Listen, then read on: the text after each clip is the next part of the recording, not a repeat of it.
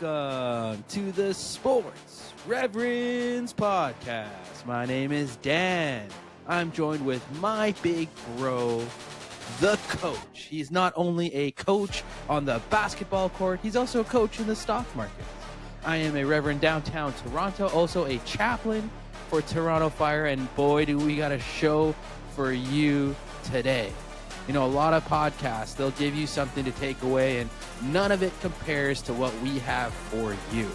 What we have for you is something that will be far greater than any other podcast can give you. We will point you to the source of all our hope, of all our strength, the source that has helped us out of the mud, out of any trial or struggle, and that source can help you too. And that source is our Lord and Savior, Jesus Christ. And we want to share about our sports takes. We'll give you some great analysis, and we'll also give you unapologetic faith filtered through the lens of sports. Now, before I pass it off to my big bro, I am honoring a wager, a loss of a wager. You know, absolutely. I think it was week 8, the Dallas Cowboys. My Cowboys, I'm still repping them. They once again let me down, as they will all season long. And I have to put on this ugly thing. So I've never looked uglier. So good on the San Francisco Flares hat. And then at the end of the show, I will also smell some ammonia salts. You haven't looked better since your wedding night. Wow. I totally disagree. I think I've never looked worse. But Coach, know that I honor my bets. Cowboys, know that I still am loyal, even though we suck. Why don't you give us a rundown of the show? All right. As always, we'll start off with our quick hitter news. We got some 5 good talking points today. We will recap week 9 and how we did. Look at week 10 and maybe pick another Sports Rev 5. Talks briefly about a few of the deadline deals that were out today. We'll also talk Vince Carter retirement. November 2nd, the Raptors retired his jersey. And have a nice little debate about some jersey retirement questions. And then we'll have the real talk about how to find your destiny, or if destiny is even a thing. So, Dan, why don't you start us off quick hitter news? Let's get rolling. All right, let's get some quick hitter news. You know what? Before that, I can't look at this ugly thing anymore. I got to at least turn it around.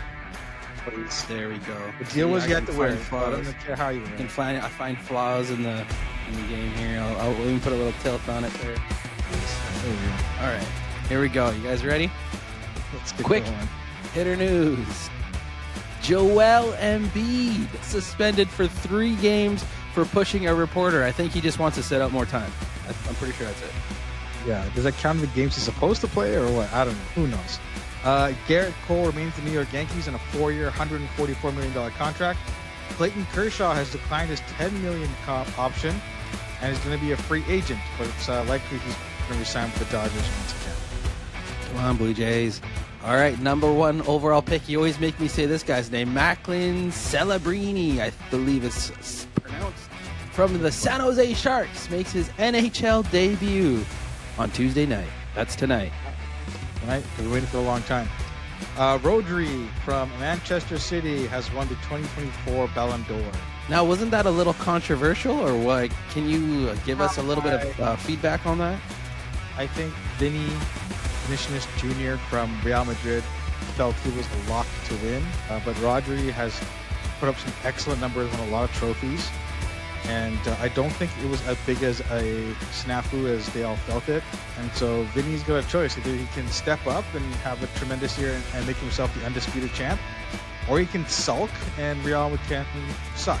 So it's kind of up to him. All right. College Football Playoff Selection Committee will release its first of 6 rankings on Tuesday night ahead of the inaugural 12-team playoff. That's exciting.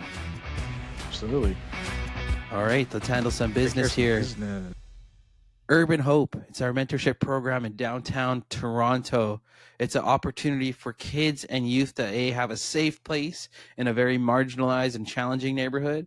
It's a place where we get to teach them life skills, teach them discipleship skills, the lessons from the Bible, and give them opportunities that they may not get because of their circumstances.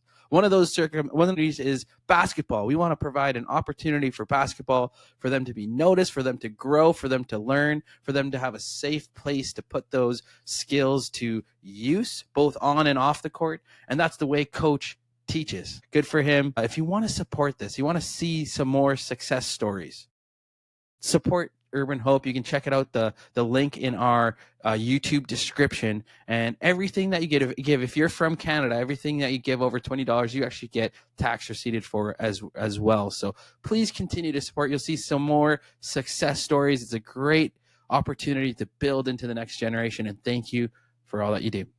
Coach, back to you. Awesome. All right. So last week we chose Baltimore, Washington, Chicago, Detroit, and the Rams to win. How did Drum we do? roll, please. We went, the Sports Revs 5 went 4-1, with Chicago putting up a lame duck, and Kyler Murray obviously not playing as much Call of Duty as we thought. Props to Kyler. Props to Kyler. We went 4-1. Another strong week here for us. I think we've been positive Every week? 5. Yeah. Let's try and find another set of 5 games that we can choose from. Now, this week's going to be a little tougher. The Thursday nighter is Cincinnati and Baltimore, so that's a tough one. But I'll give you this. How about this one? Yes. It's a bit of a toughie. New York Giants at Carolina in Germany. Who knows what's going on there? Oh, what kind of decision making are we doing here? Germany game. All statistics point to the team that's been there first. I don't know if the Giants have been there before. I believe Carolina has. I don't know. This is really tough. The Giants, they are bad, but they're not as bad as Carolina. Carolina played a very average game and somehow beat the Saints last week. I think that's an anomaly. The Saints fired their coach. I'm going Giants. Daniel Jones. I don't know really why. I hate this. Why are you making me do this pick? It's a tough one, but I like it. I do like the Giants. I think you're right. The Carolina game was not what we expected. I don't think they can play that poorly again and win. I do expect a bit of a bounce back, and maybe not being in the U.S. is going to help the Giants. So, Dad, this one's for you. We're picking the Giants. Okay, I'm going back. Let's revisit that Thursday nighter. I got Cincinnati and Baltimore. Okay, for you. Hot take. Baltimore at home, favorites by almost a touchdown. I'm saying Joe Burrow has getting T. Higgins back, and the Cincinnati Bengals that are, catching fire are going to go into Baltimore and steal one, close one, and that's what I feel. You don't have to agree with me, and we don't have to put it in, but I'm taking a hot take on it. Let's put that as our bonus. How does that sound? Okay. I'm okay with putting that as our bonus. I like the points you're making. Baltimore has been inconsistent a little bit the last couple of weeks. And I think you make a good point. T. Higgins coming back. You know what, Nut? You convinced me. You forget the bonus. Let's go with Cincy. It's on the board.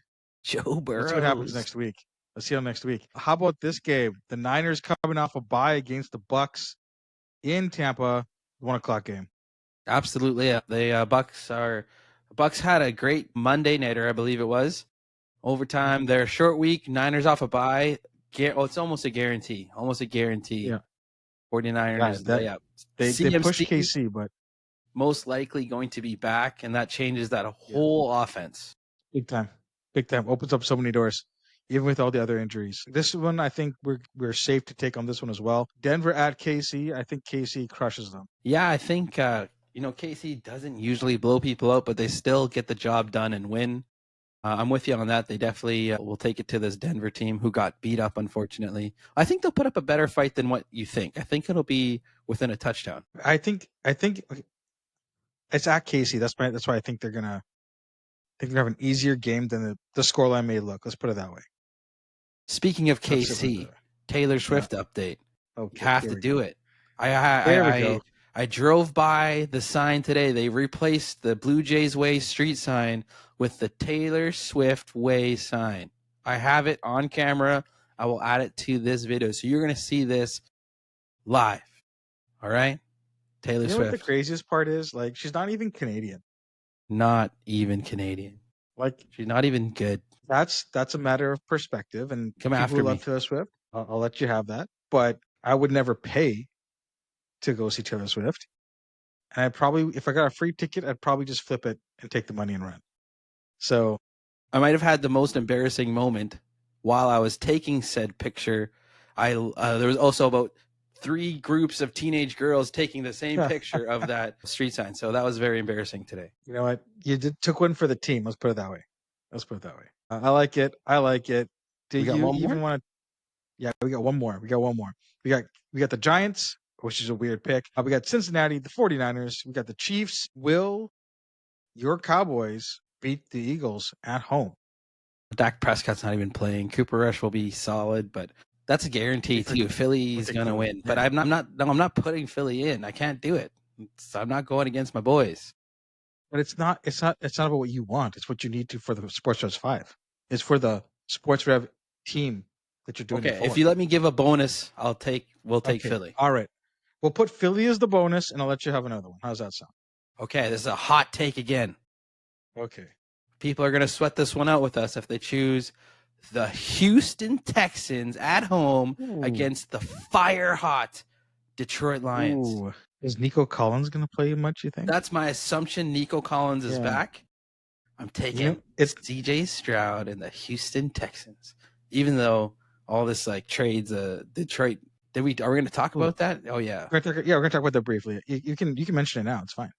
Yeah, so the big trade Detroit did to fill in for Aiden Hutchinson, Yeah, let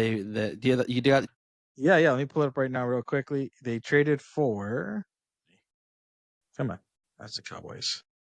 This is a Lions land defensive end. It's a Darius Smith and a 2026 7th round pick.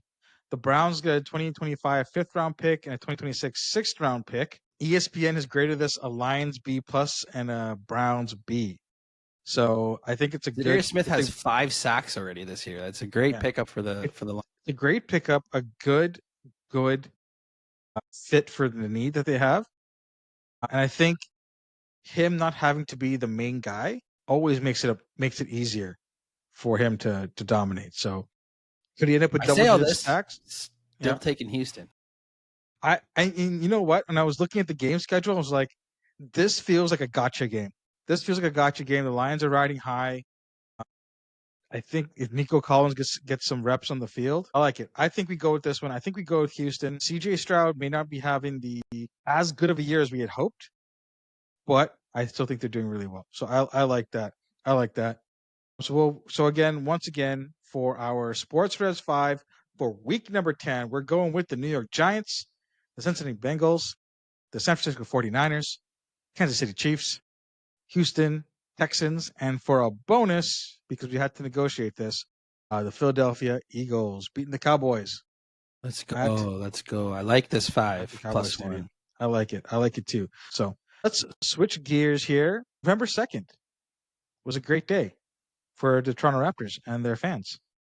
Insanity came back into town, retired his jersey, hung it up on the rafters. The first jersey retired from the Raptors, I believe. Mm-hmm.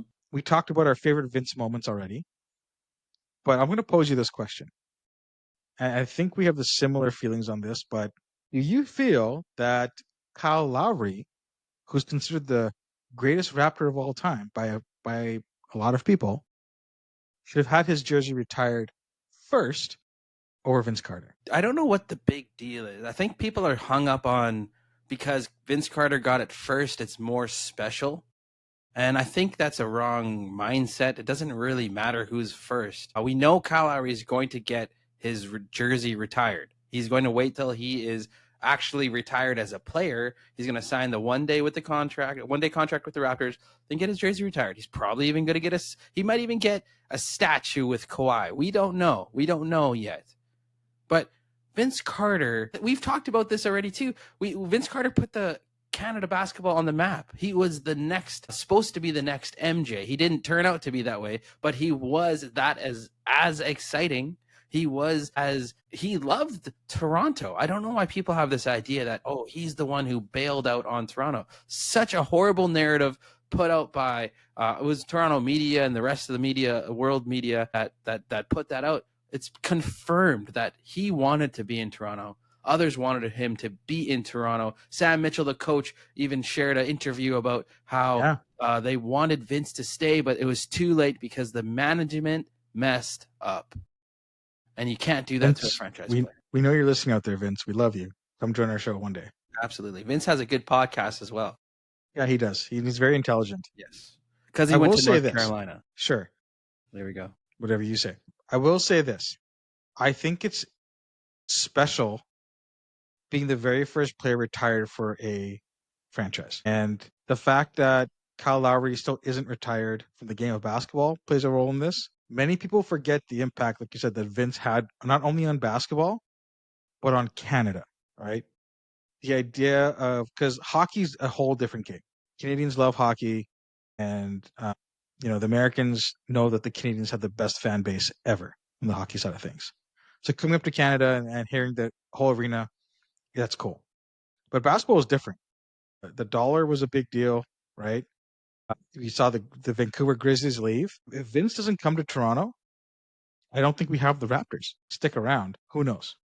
Who knows?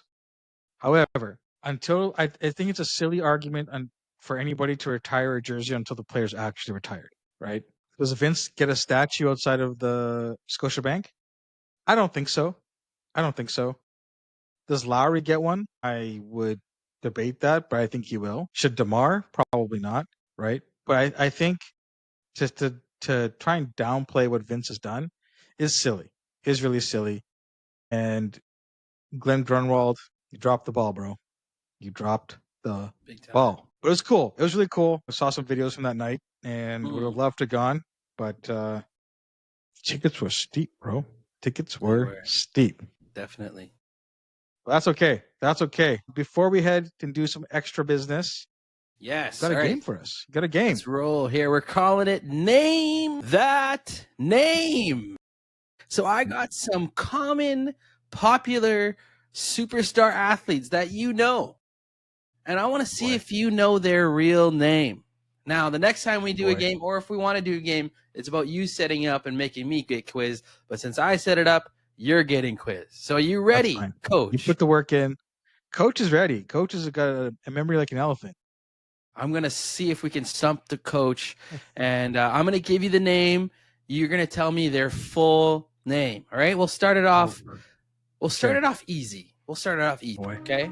Here we go. Magic Johnson. What's his full name? Irving Johnson. Irvin Magic Johnson. Yes, close. I'll give it to you. All right? That's probably your easiest one. All right. The rest of them are going to get tough here. Here we go. All right, now, current players. Ja Morant. Bloody. They remade the 8 Mile diss track with his name. Oh my goodness. I have zero idea. His what Ja name stands for.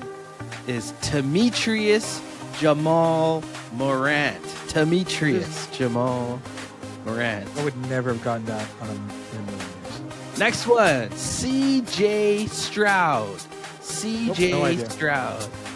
No idea. Openly, you have said are one of our favorite players for the Sports Reverends podcast. That's just how I know him. I love the guy, but CJ. I don't know.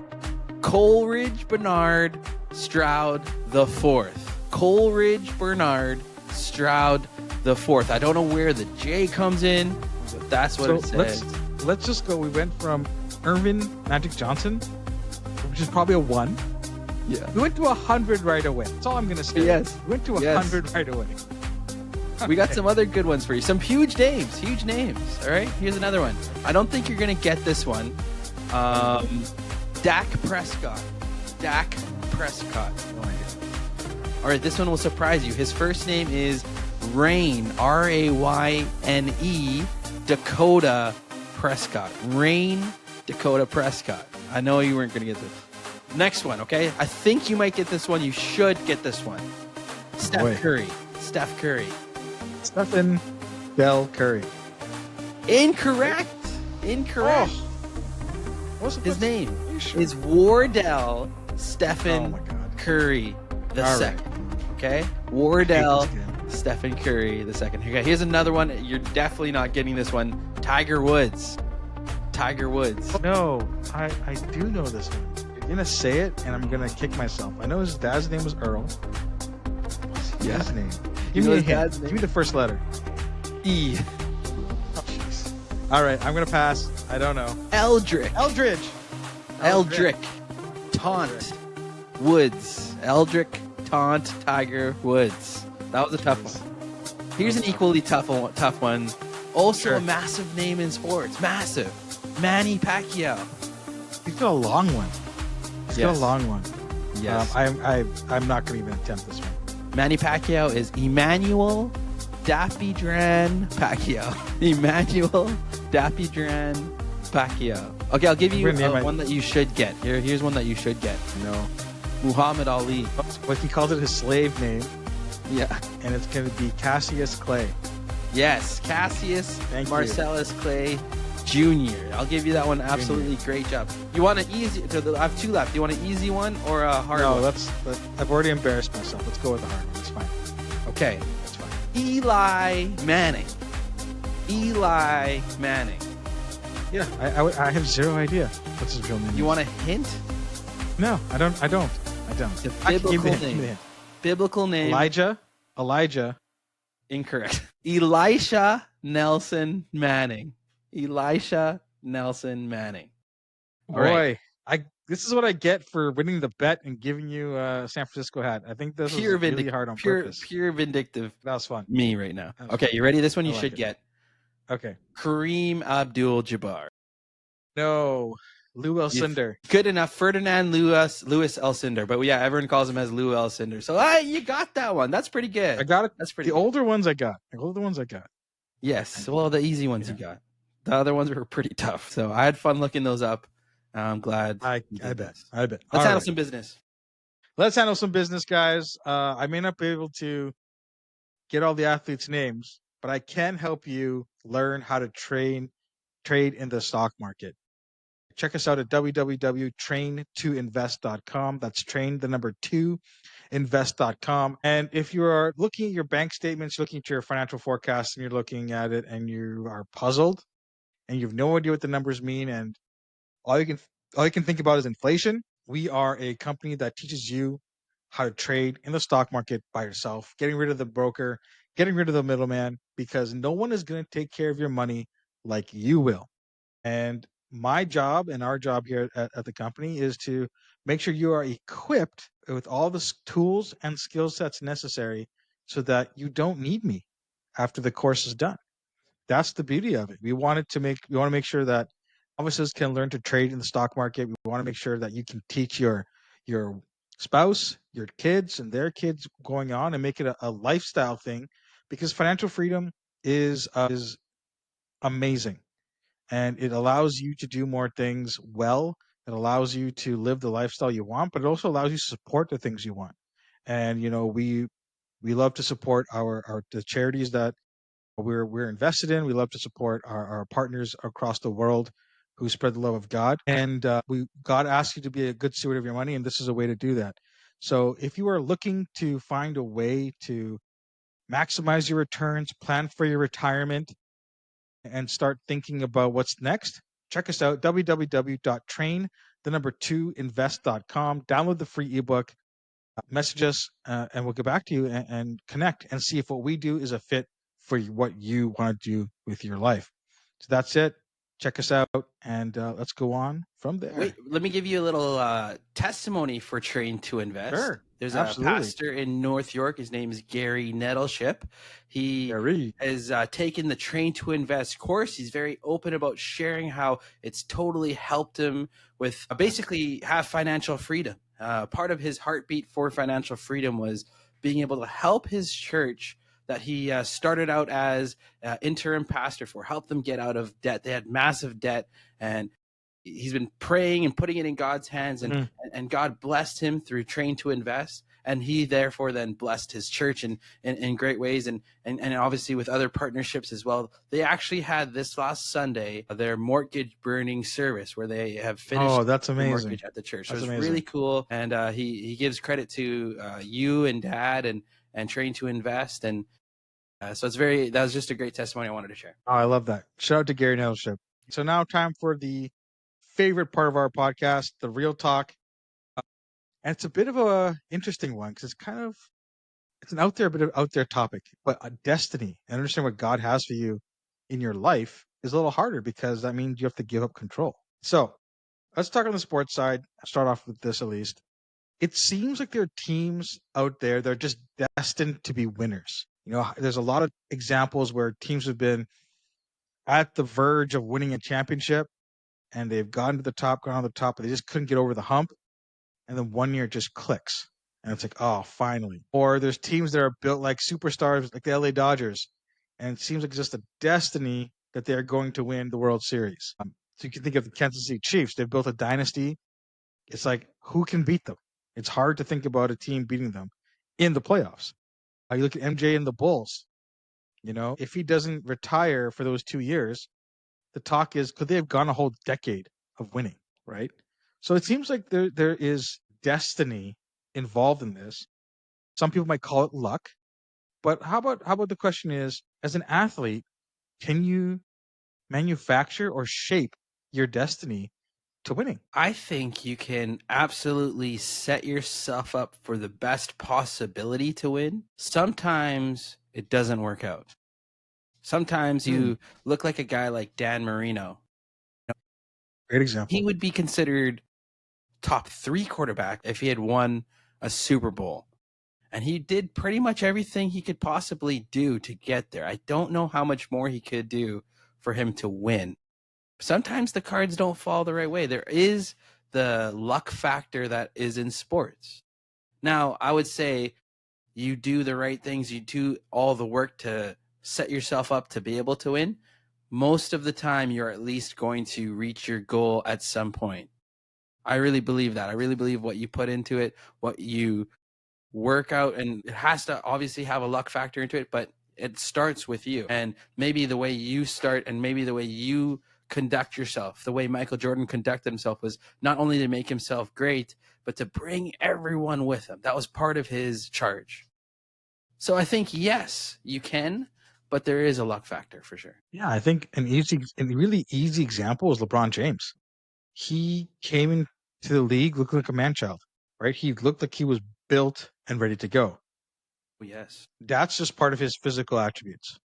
I think he manufactured some of that destiny by taking care of his body. He's one of the first athletes to really start spending a lot of money on his body early in his career. He understood the importance of the longevity of his career. And obviously, he's won a couple championships and he's put in the work. That's, I think, somebody who took that quote unquote luck piece, but also manufactured it because he knew he needed to hit these things to happen for him to be peak. But you're right. It doesn't always turn out that way. Like Steve Nash didn't win a championship. Charles Barkley. We probably wouldn't look at both excellent players. We probably wouldn't look at Wayne Gretzky the same way if he never won a chip. And Alex Ovechkin, until he won on the cup, he was just Sid the Kid's shadow. So I think luck does play a factor into that. Do you think that as an amateur athlete, you can manufacture destiny and greatness? Yeah, I think it's the same concept, just on a smaller scale. You put the work in, you do what you can do, especially at the amateur level. It's a lot easier. The talent level is not near the same. I know at my level could will, with my skill set, with my ability, I could will our team to win and do so. And I know if it was another level or even another tier, it'd be a lot more challenging. For sure. And when it comes to destiny and in the spiritual sense, how do you understand what God's plan is for your life? I think that's the biggest question. Like, what's my purpose? And that's something I think a lot of people struggle with, is understanding what they're doing here. Why don't you speak to that just for a little bit? Yeah, I think the natural tendency for all humanity is you got to know exactly what is at least going to be happening in my near future. I would love to know what's happening in my plans for my 5-year plan, planning for retirement. I got to know. That's my idea. And it's very different where what scripture says is that, no, stop focusing on your thoughts, your ideas. They can be good and there may be some wisdom there, but what I want you to do ultimately is take a step of faith and follow me. Follow me when it seems challenging. Follow me when things aren't going the most easy route, and you will be rewarded this way. You'll be blessed this way. You'll be taken care of this way. And actually, the more you start to follow me, the more peace you have when it's a challenging situation to follow. That has been my experience, and that's what our scripture tells us is truth. Do you have any tips, tricks, suggestions on how to do that? How to overcome that fear of just following God? Some tips to do so: surrounding yourself with like-minded people. You got to have a support system. You got to have friends as well that are going to support you in that support system and help you make the decisions that that God would like you to make. If I didn't have my CATC family, then it would be a very difficult road to walk. It'd be a very challenging road. So that's one way is, you got to have people in your corner. That doesn't mean you can't hang out with non-like-minded people, but for you to be really effective is being able to rely on one another. I know I just got a call from our former sports reverend, Drew Martin, yesterday, and we had a great chat, and he actually knew all the answers to the questions he had for me. He just needed some support. And I got to chat with him and walk him through a few things. And I know that I can call him up and do the same, right? So it's not just about your strength of being able to say, I'm going to follow you with all I got. It takes team, takes faith. It takes practice as well. Like I said, the more you do it, the easier it becomes. And the more you do it, you'll see the faithfulness in your life and your ministry and everything you do yourself. And it's going to grow your faith. So it's a slow process sometimes. It's not just all in. Yeah. What do you think about for people to have a mentor or somebody older they can go to and talk with? Yeah, I think the greatest model is to have someone like a Paul in your life and someone like a Timothy. A Paul is someone who is your mentor, who's going to pour into you, who's going to build you up, who's going to tell you the tough, right answers. They're going to say the tough answers that you probably don't want to hear, but you're going to listen to them because their sole purpose is to see you grow, see you succeed. And then you got to have a Timothy. Timothy is who Paul poured into. Timothy was the sponge of Paul and taking in all that knowledge. And you got to share all the wisdom, all the life knowledge you experience and grow and learn from to someone else. So you're building up someone else below. So I think that's a really great model to have, is having a Paul in your life and having a Timothy. And that can be, doesn't matter what area of your life. You don't have to be a reverend to do that. No, it's saying all Christ followers. You should have a Paul, have a Timothy. A great analogy is what came to mind. Look at the quarterbacks in the NFL. The ones that are supposed to be rookies and starting, so many of them have been benched because they're not ready yet. And you look at the ones that sit behind a veteran quarterback for a year. Look at the Vikings. They got J.J. McCarthy, supposed to be his first round draft pick, supposed to be the stud quarterback. They're sitting him 1 year behind Sam Darnold, who's a veteran quarterback, who's teaching him the ropes, who's having a good year himself, but he's not their future. J.J. McCarthy is supposed to be their future. I think J.J. McCarthy is really going to excel. I know there's guys like Caleb Williams and Jaden Daniels and Bo Nix in Denver, and they're excelling. But if you look at the 10 other first-round picks over the last couple of years, a lot of them are benched. A lot of them are Anthony Richardson, who's going to sub out of the game because I'm tired. And now he's got to learn a tough lesson. These mentors make a huge difference. And I really see that in the quarterback position. Yeah, I think you see that also, like, for example, Kyle Lowry. Oh, yeah. Right? He mentors a lot of guys, whether they're on his team or not. And I think you got to pray about it and be open to it. Because a lot of times, like you said, somebody's going to tell you what you don't want to hear. They're going to be right. And you may not be in the acceptance mode, but that comes with the territory. It comes with being vulnerable to somebody. Right? I'm sure all of you husbands and wives out there, you've had an argument where you thought you were 1000% right, but you knew my partner is speaking the truth right now. But you just weren't ready to have that acceptance. Don't at me. Don't at me. It's true, but don't at me. They say 35-year-old males are the most stubborn, the least teachable people. And that's something I would love for, as a Christ follower. I want to be teachable to the day I die. I really do. I think there's something you can learn from so many. Just today, we had a funeral for a lady named Lori. One of her persons that really walked with her through her Christian walk was her name is Gretchen, and Gretchen's whole testimony was how I was paired with Lori to help her grow and help her learn all about the Christian walk. And what the whole process was is that I saw the faith of Lori, I saw the life of Lori, and it helped me grow.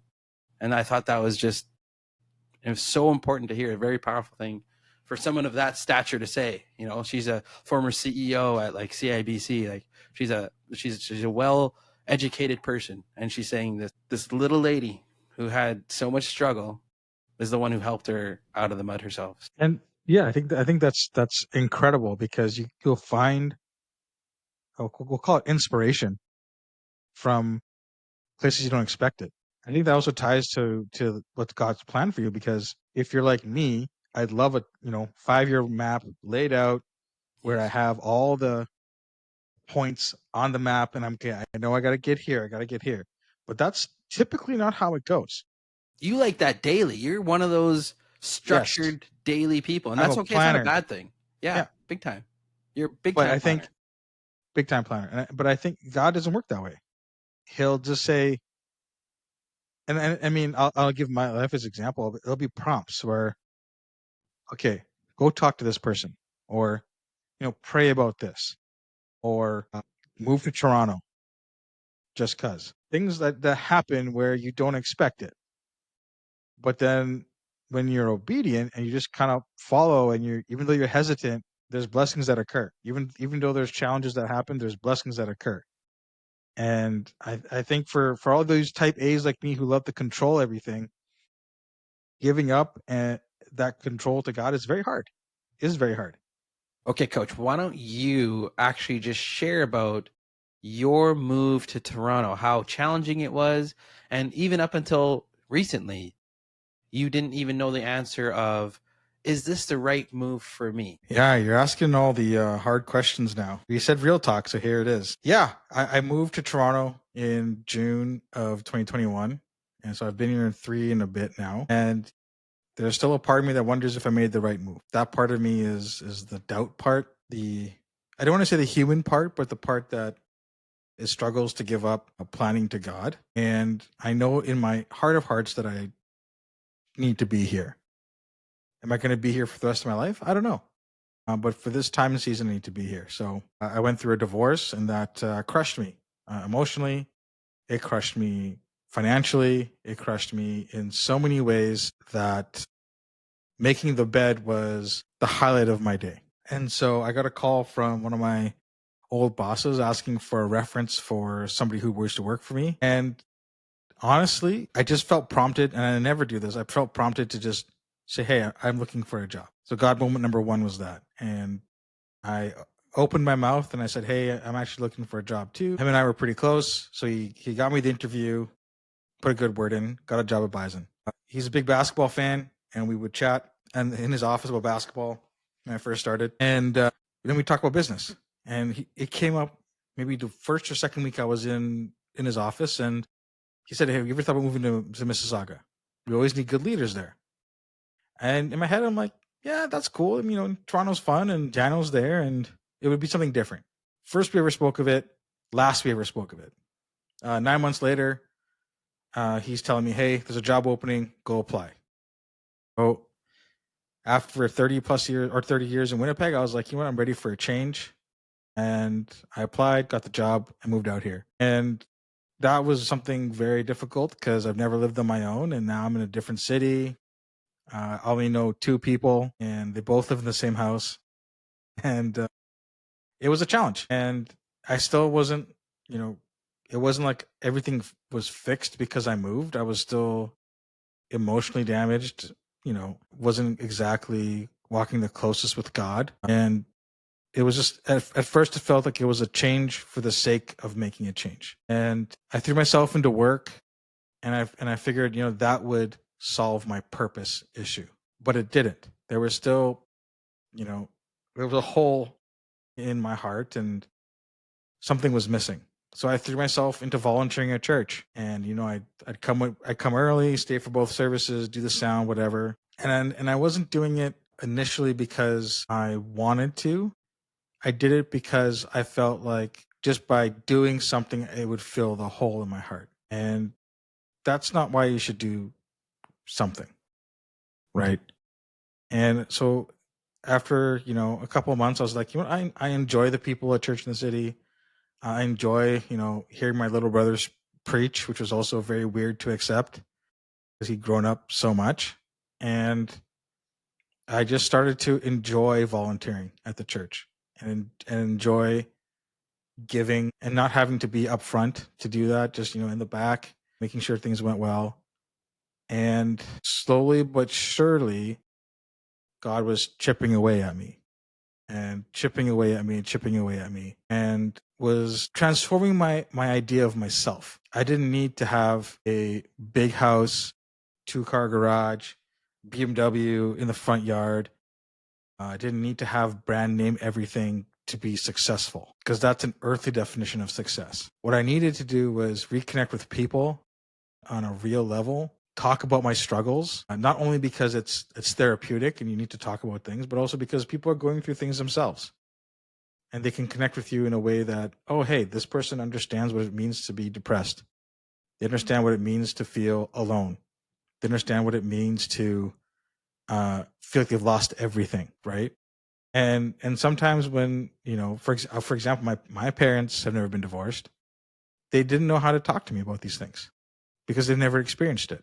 But people who I've met who were divorced, they understood exactly what I'm talking about. They understand the good days and the bad days. And it was by opening my heart little by little and letting things go that I slowly became a more functioning adult. And I'm not saying everything's perfect, but I'm open now. I'm definitely way more open to like whatever God has in store for me. And I'm open to the idea of being open, if that makes sense. And if you can just, this is just an abridged version of my story. There's a lot of stuff that's happened in the last 3 years, both good, both bad. There's been lots of fun times, a lot of hard times. But what I've learned through it all is that the idea of me being alone is a lie. I may be physically alone here in my condo, but I have people who love me. I have people who care about me. And if all of that was to go away, I have the immortal, everlasting love of God that can support me, that can hold me up, that can fill that spot in my heart. Choosing to be happy or sad, happy or sadness is a choice. They're just emotions that go up and down. Being joyful is completely different. You can be going through the hardest time of your life, but you're joyful because you have faith and an understanding that there's something bigger than yourself out there. Let me rephrase that. Someone who doesn't operate in the rules of the world. He doesn't operate by whatever box you can mentally put him into. And when you decide to truly let go, and I'm not saying that I won't say that. I'm working on it still. But when you start to let go and you start to let go and you start to let go and you realize that God is there and he has so many different things he wants for your life. It's exciting. It's also terrifying because you don't know where you're going to go. But the destiny part and the plan part becomes less and less important because you don't need to know every single pit stop. You don't need to know the 5-year plan.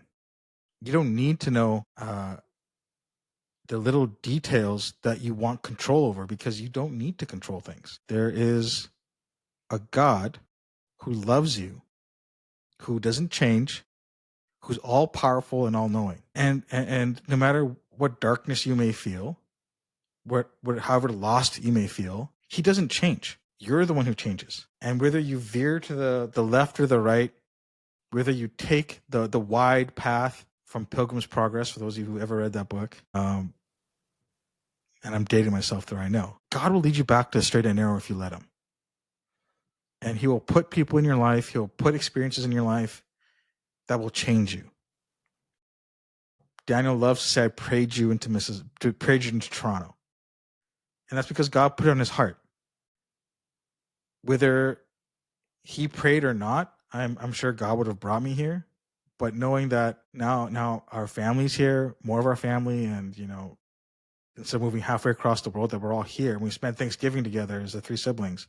Like that's inconceivable. We never thought about that before. But God is doing something in my life. It's scary. It's hard. And for a lot of things, I don't know what the purpose of it is going to be. But what I do know is that I have to trust in him. I have to stay rooted in reading the scripture and studying that and praying that in my life. And I have to be obedient in what he prompts me to do.